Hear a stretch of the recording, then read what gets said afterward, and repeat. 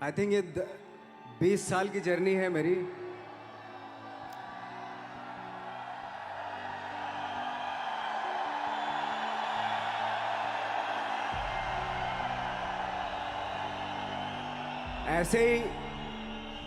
ऐसे जब 20 साल पहले मैं खड़ा हुआ था ऐसे किसी ऑफिस में जाके, तो मुझसे पूछा गया था कि क्या है। किसी डायरेक्टर के असिस्टेंट ने पूछा था क्या है। मैंने कहा एक्टर हैं। बोले दिखने से तो लगते नहीं हो एक्टर हो। तो क्या होता था कि इंडस्ट्री में हमेशा ये चलन था कि एक्टर हीरो जो होता है वो 6 फुट का होता है और गोरा होता है और लंबा चौड़ा बल्ले छल्ले होते हैं। मतलब हम तो बस ऐसे ही चले गए थे, ऐसा ऐसा ऐसा समझता था वो। और शिप्रा, मैं ये आपको यकीन दिलाना चाहता हूँ इस चीज़ का कि मेरे खुद के रिश्तेदारों ने भी, जब मैंने उनसे इच्छा जाहिर की कि मैं एक्टर बनना चाहता हूँ, तो उन्होंने भी मुझे डीमोरलाइज किया कि पहले शक्ल तो देख ले अपनी। क्योंकि 5 फुट का छोटा पतला दुबला सा आदमी, काला कलूटा, मुझे खुद को पता नहीं था कि इंडस्ट्री में मेरा क्या हाल होगा। बट एक जिद थी, और हजारों लाखों मतलब सालों साल से इंडस्ट्री में सिर्फ यही चलन था कि एक्टर तो, हीरो तो जो है ऐसा होता है। लेकिन सब ऑड सिचुएशंस के बावजूद भी जाए, लेकिन एक चीज़ मेरे दिमाग में थी कि जो सब कर रहे हैं वो नहीं करना है, तो अलग क्या करूं, अलग क्या होना चाहिए। उसके लिए ट्रेनिंग की ज़रूरत थी, जो मैंने नेशनल स्कूल ऑफ ड्रामा में आके ट्रेनिंग ली। 3 साल मैंने एक्टिंग की पढ़ाई की वहाँ पे, और अपनी एक क्राफ्ट के बारे में समझा कि एक्चुअली इस पर्सनैलिटी में अगर मैं लोगों को इम्प्रेस करना चाहता हूँ, उसके लिए एजुकेशन की बहुत ज़रूरत है। या जो भी आप काम कर रहे हो उसमें क्राफ्ट, उसका एक्सपर्ट होना बहुत ज़रूरी होता है। ऐसे ही हवा में नहीं कि जैसे पहले होता था, अरे यार तो बहुत खूबसूरत दिखता, फिल्मों में जाके काम करना शुरू कर दे। ऐसा नहीं, किसी चीज़ को बारीकी से जानना, उसके लिए ट्रेनिंग की, एक्सपर्ट्स की, एक्सपीरियंस की ज़रूरत होती है। तो मैंने ट्रेनिंग ली नेशनल स्कूल ऑफ ड्रामा से, और 2000 में मैं पहुंच गया मुंबई। मुंबई पहुंचने के बाद जब हम किसी ऑफिस में जाते थे, आई थिंक उससे पहले चलन नहीं था बिल्कुल भी। हम लोग गए, जैसे मैंने बताया कि ऑफिस में खड़े हो के, भाई हम एक्टर हैं, काम दोगे क्या? तो बोले पहले हुलिया तो देख अपना तू। तो ये हर बार सुनने के लिए मिलता था, और वो बात भी सही थी, क्योंकि उससे पहले कभी कोई आपने देखा नहीं होगा कोई इतना बड़ा, कोई इतनी सी पर्सनैलिटी का 5 फुट 6 इंच का आदमी, पतला दुबला सा मरियल सा, कि कभी ये इस तरह के लोग एक्टर भी बन सकते हैं, हीरो भी बन सकते हैं, स्टार भी बन सकते हैं। ऐसा चलन था ही नहीं। मैं कॉन्फिडेंट था बिकॉज ऑफ माई ट्रेनिंग। मैंने ट्रेनिंग ली थी और अपनी क्राफ्ट के बारे में बहुत अच्छे से जानता था मैं, और उस चीज़ का सिर्फ कॉन्फिडेंस था मुझे कि आज नहीं तो कल, कल नहीं तो परसों, या 10 साल या 20 साल या 30 साल के बाद नंबर ज़रूर आएगा मेरा। मैंने कभी भी अपने को टारगेट नहीं किया, टारगेट नहीं दिया मैंने कि अगर 2 साल ट्राई करके देखता हूँ, उसमें अगर हो गया तो ठीक है, वरना कोई दूसरा फील्ड अपना लूँगा। ऐसा कभी नहीं। जिस चीज़ का पैशन होता है, जज्बा होता है, अगर आप दिल से चाह लो ना, तो पूरी दुनिया झुक जाती है उसके ऊपर। उसको पूरा करने के लिए पूरी कायनात एक हो जाती है कि इस आदमी की जिद के लिए, इस आदमी की जिद के आगे झुकना पड़ेगा, और पूरी दुनिया झुकती है आपकी जिद के आगे। लेकिन आपको जिद्दी होना पड़ता है, आपको बहुत सारे सेक्रीफाइस भी करने पड़ते हैं, क्योंकि ये आपने चाहा है। परीक्षा देनी पड़ती है आपको, जितना बड़ा इम्तहान होगा उतनी बड़ी परीक्षा भी देनी पड़ेगी। आसान काम नहीं है। छोटे छोटे टारगेट बनाएंगे तो छोटों में निपटारा हो जाएगा। हमेशा अपने आप को टारगेट बढ़ा दो। तो उसके लिए हमेशा अपने आप को अनकंफर्ट जोन में डालो, कि जो इम्पॉसिबल है उसको पॉसिबल करने की शिद्दत, पैशन आपके अंदर होना चाहिए, वो हो जाता है। आज जो दुनिया में इतने सारे एक्सपेरिमेंट हुए हैं, ये सिर्फ इसी बिना पे हुए हैं, पागलपन के जरिए ही हुए हैं ये सारे एक्सपेरिमेंट। एक मैंने कहीं सुना था कि जब आप एक्सपेरिमेंट करते हैं तो फेलियर भी होते हैं, कई बार फेलियर होते हैं। कोई एक एक्सपेरिमेंट करने के लिए, कोई एक चीज़ करने के लिए बहुत बार हमने भी झेला है, बहुत बार फेलियर हुए हम लोग। लेकिन एटलीस्ट हमें इतने सारे फेलियर होने से इतने तरीके पता चले कि इन तरीकों से सक्सेस नहीं मिल सकती। फॉर एग्जाम्पल, एडिसन ने जब बल्ब का आविष्कार किया तो 100 बार एक्सपेरिमेंट किए अपनी ज़िंदगी में। 100 बार एक्सपेरिमेंट करने के बाद जब उसको पता चला कि अरे फॉर्मूला तो ये था बल्ब बनाने का, तो एटलीस्ट उसको ये, उसके साथ साथ उसको ये भी पता चला कि 100 जो तरीके हैं, 100 तरीकों से बल्ब नहीं बनता, ये भी पता चला उन फेलियर्स में उसको।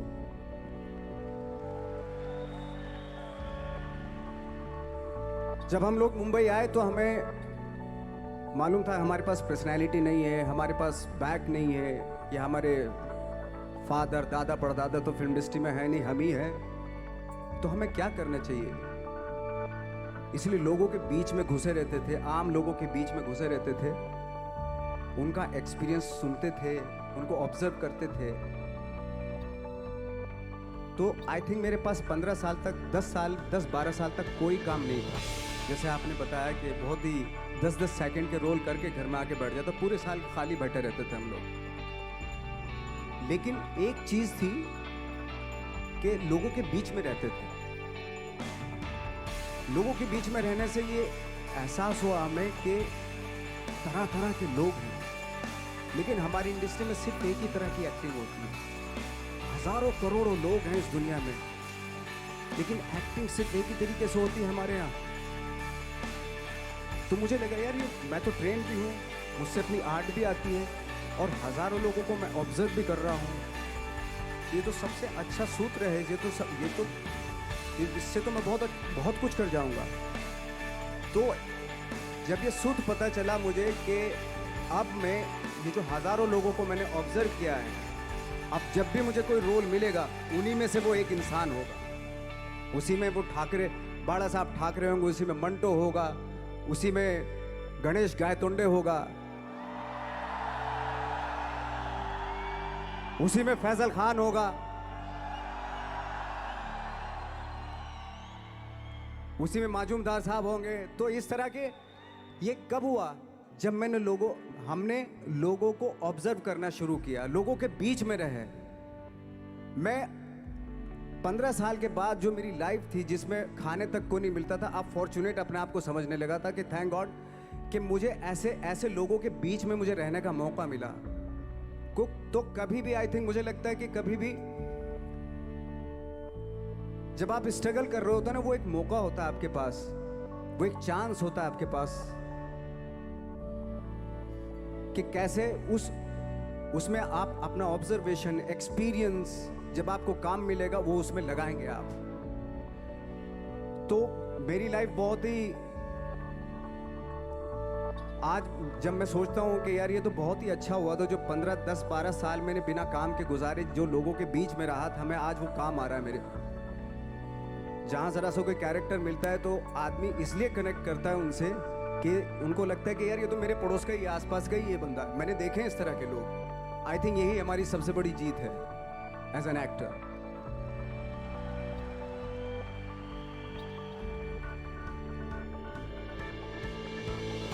ऑफ कोर्स स्ट्रगल में बहुत सारी चीज़ें सेक्रीफाइस करनी पड़ती हैं, क्योंकि खुजली आपको हुई है, आप ही को मिटानी पड़ेगी।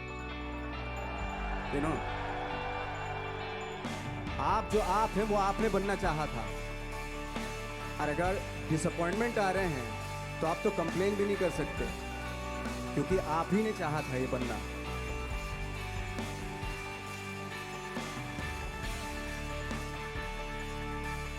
तो बस यही था कि 10-12 साल तक मैंने सोचा था, 10-12 साल जब स्ट्रगल हो गए तो मेरे बहुत ज़्यादा वो भी हुआ कि यार छोड़ के चले जाते हैं, कुछ काम मिल नहीं रहा, क्या हो रहा है, कुछ पता नहीं, आई डोंट नो मिल पाएगा या नहीं मिल पाएगा। फिर ये होता था कि नहीं, मेरी मदर जो है ना एक लेटर लिखती थी मुझे हमेशा। तब मोबाइल नहीं आए थे, पेजर आए थे, तो पेजर यहाँ पे लगा के चलते थे हम लोग। जब उनको मालूम हो जाता था कि भाई बंदा जो है ना थोड़ा सा फ्रस्ट्रेशन में है, डिप्रेशन में है क्योंकि काम नहीं मिल रहा। तो मेरी माँ मुझे एक लेटर लिखती थी, उस पर लिखती थी कि लिखने के बाद एक लास्ट में लिखती थी कि 12 साल में कचरे के दिन भी बदलते हैं, तू तो इंसान है, तेरा दिन भी बदलेगा। तो उन सब चीज़ों को देख के कोई एक शेर, कोई एक कोटेशन, कोई इस तरह की जो मोटिवेट करती है जो लाइंस आपको, उनका रहना, उन पे बिलीव करना बहुत ज़रूरी होता है, क्योंकि वही चीज़ आपको मोटिवेट करती हैं आगे बढ़ाने के लिए। और जब ख़राब वक्त होता है आपको वो लाइंस, वो पोएम्स, वो सारी चीज़ें आपको संबल देती हैं, मजबूती देती हैं, ताकत देती हैं। और मैं जिस गांव से आया था, डिस्ट्रिक्ट मुजफ्फरनगर के एक छोटा सा गांव था बुढ़ाना। जब हमने शुरुआत की थी वहां पे, जब मैं था वहां पे लाइट भी नहीं थी। 1 घंटे के लिए रात में कभी आ गई, या 1 महीने के बाद हल्का सा मुंह दिखा के चली गई। इस तरह की लाइट इस तरह होती थी। वही लैंप में पढ़ना स्टार्ट किया, लैंप। तो छोटे से गांव से आने के बावजूद फिर दिल्ली मतलब छोटा सा, उससे बड़ा शहर भी हमें ऐसा लगता था पता नहीं क्या है, मतलब डर लगता था। मैं जब मुंबई में आया था तो मैं 15 दिन तो घर से बाहर ही नहीं निकला था, क्योंकि इतनी स्पीड देख रहा था मैं कि इतनी स्पीड में तो हम चल ही नहीं पाएंगे, इस शहर के साथ शायद हम कनेक्ट नहीं कर पाएंगे बिल्कुल भी। तो इस तरह के डर थे। लेकिन ऐसी जगह पे आ गए थे कि अब जाना भी मुश्किल था। तो मतलब वापस नहीं जा सकते थे, वापस इसलिए नहीं जा सकते थे कि बहुत सारे डर थे। वापस अगर चले गए तो थिएटर के जो मेरे दोस्त थे वो बोलते, क्यों भाई वापस आ गए तुम भी, जैसे बहुत सारे लोग वापस आ रहे थे तुम भी वापस आ गए, चलो लग जाओ ठीक है। गाँव में इसलिए नहीं जाता था अपने कि जो पहले ही बोलते थे वो लोग कि शक्ल तो देख ले, फिर हार के उनके सामने चला गया तो क्या बोलेंगे वो तो वही बोलेंगे कि हमने तो पहले मना किया था कि मत जाओ, क्या सूरज शक्ल थोड़ा ही थी तुम्हारी स्टार बनने की, एक्टर बनने की। तो ये बहुत सारे डर थे जिसकी वजह से मैं अपने ना तो गांव जाता था, ना जहाँ से ट्रेनिंग ली थी दिल्ली से, ना वहाँ जाता था। मैंने जो भी है मरना जीना मुंबई में ही होगा। रही बात सक्सेस की, सक्सेस अगर 30 साल बाद भी मिलेगी उसके लिए भी मतलब तैयार रहना चाहिए। सक्सेस की कोई डेट नहीं होती, कोई तारीख नहीं होती, कोई टारगेट नहीं होता कि इतने ही दिनों में मिल जाएगी। इंसान का काम होता है, आई थिंक मुझे लगता है कि मेरे हिसाब से मुझे लगता है कि लाइफ ना हमेशा अपने आप को लाइफ में पुश करते रहो, और पैशन के साथ जिस भी आप काम में हो, जो भी आप काम कर रहे हैं उसमें पैशन के साथ लगे रहना बहुत ज़रूरी होता है। क्योंकि पैशन से क्या होता है, जिस भी आप फील्ड में होते हैं उसकी डिटेलिंग्स मिलनी शुरू होती है। जैसे जब आप समंदर में देखते हैं, समंदर की जब गोता मारते हैं, नीचे जाते हैं तो आपको एक धीरे धीरे बहुत कुछ दिखाई देना शुरू। ऐसी आपका भी फील्ड है, कोई भी हर फील्ड ऐसे ही होता है, उसमें असीम संभावनाएं होती हैं, इतनी पॉसिबिलिटीज होती हैं कि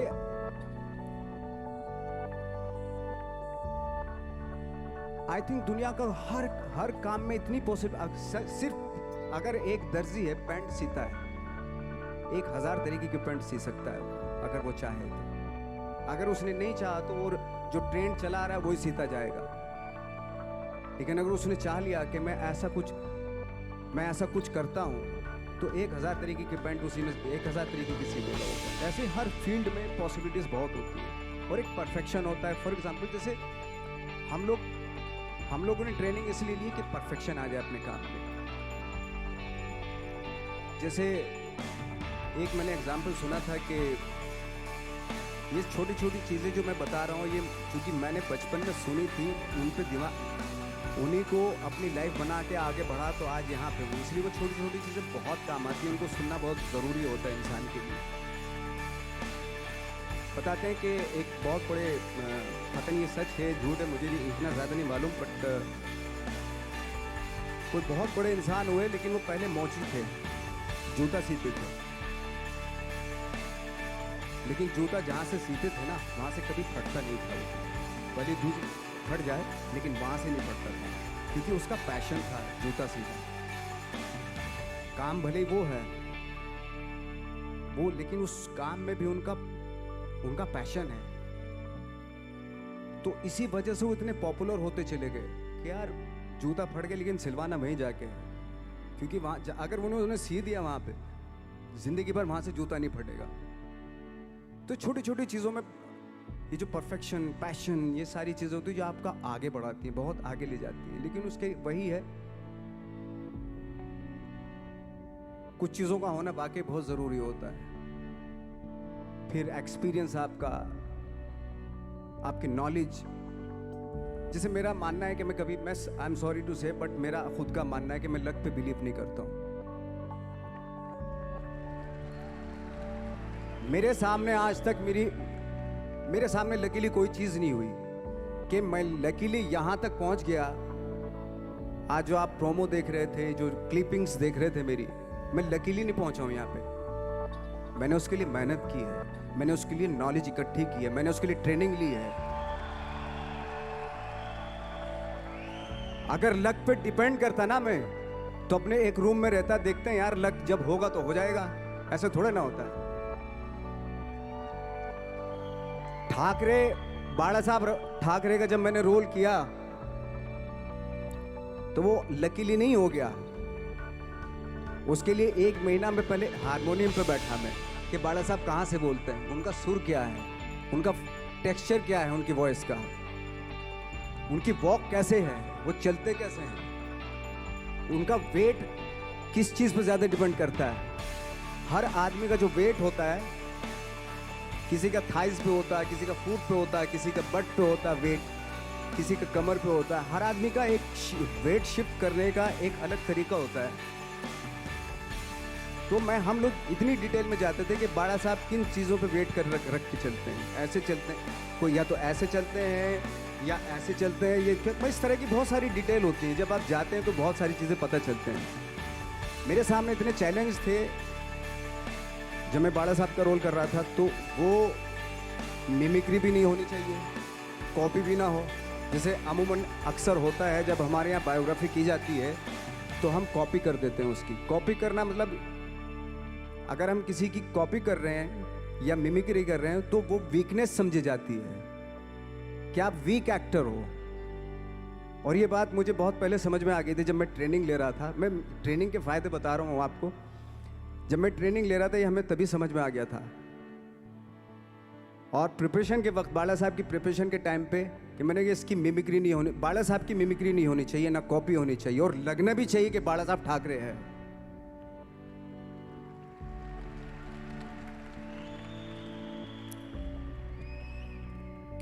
क्योंकि चैलेंज ये था कि हजारों लाखों वीडियोस हैं बाला साहब ठाकरे के, हर आदमी ने देखे हुए हैं, सब ने देखे कि बाला साहब कैसे बोलते हैं, कैसे हाथ को ऐसे ले जाते हैं। एक बार ये हुआ था कि मैं जब इसकी शूटिंग कर रहा था, ठाकरे मूवी की शूटिंग कर रहा था मैं, तो उद्धव साहब ठाकरे जो है वहाँ पे आ गए थे, वैनिटी में बैठे थे मेरे सामने। तो मेरा हाथ ऐसे था, लाइक दैट। तो बोले आपने हाथ ये ऐसे क्यों रखा हुआ है? मैंने उनका हमेशा ऐसे ही रहता था हाथ। तो और यही वो क्या होता था, वो सिगार पीते थे, और सिगार ऐसे पिया जाता है कुछ ऐसे, और इसलिए उनका हाथ हमेशा नॉर्मली भी रहता था तो ऐसे रहता था। और यहीं से जब स्पीच देते थे यहीं से ये जाता था, जो उनका सिग्नेचर वो जेस्चर था। तो वो शॉक्ड हो गए कि इतनी डिटेलिंग आपने ली है। तो जब वो फिल्म देखी उन्होंने, तो फिल्म देखने के बाद उनको रियलाइज़ हुआ कि वाकई बहुत स्टडी की है नवाज ने उनके बाला साहब के ऊपर। तो मुझे खुशी हुई थी कि थैंक गॉड कि ये सारा किस लिए हो रहा है, पैशन की वजह से हो रहा है। एक पैशन है, उसके बाद आपका एक्सपीरियंस है, आपकी नॉलेज है, आपकी ट्रेनिंग है, उससे ये सारी चीज़ें निकलती हैं। लाइक मंटो, ये जितने भी कैरेक्टर्स हुए वो सब हवा में नहीं हुए या लकीली नहीं हो गए। उनके लिए बाकायदा वो छोटी छोटी मेहनत की, छोटी छोटी डिटेल इकट्ठी की गई, स्कोर बनाया उसका, उन डिटेल्स का, तब जाके वो कैरेक्टर जो आप देखते हैं वो एक अलग इंसान दिखता है। मैंने कभी भी हीरोइज्म या इन सब चीज़ों पे बिलीव नहीं किया। जब आज मुझे बोलते हैं कि तुम तो स्टार हो, मैं सच आज भी मुझे यकीन नहीं होता कि मैं स्टार हूँ। मुझे लगता है कि मैं एक्टर ही हूँ और मैं आज भी ढूंढने की कोशिश कर रहा हूँ, नई नई डिटेल्स ढूंढने की कोशिश कर रहा हूँ कैरेक्टर्स की। स्टार्स का क्या होता है कि जब स्टार होता है एक जैसा होता है और 30-40 साल तक एक जैसा करता चला जाता है वो। मुझे वो नहीं बनना। अगर मैं ये करूं तो शायद दूसरे दिन ही बोर हो जाऊंगा मैं। मुझे हर रोज नए कैरेक्टर ढूंढने हैं।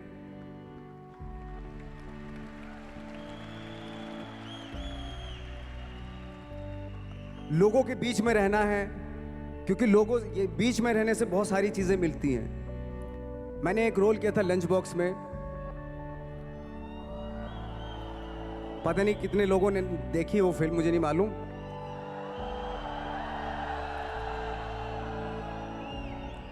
उसका कोइंसिडेंट ऐसा हुआ कि मेरा जो दोस्त था, जो मेरे रूम पार्टनर स्ट्रगल के टाइम पे मेरे साथ रहता था, तो मैंने उसी को सेम उसी की डिटेल मार दी उसमें फिल्म में। जब पिक्चर रिलीज हुई तो उसने देखी, उसको लगा अरे ये तो मैं हूं। अब वो भी एक्टर था।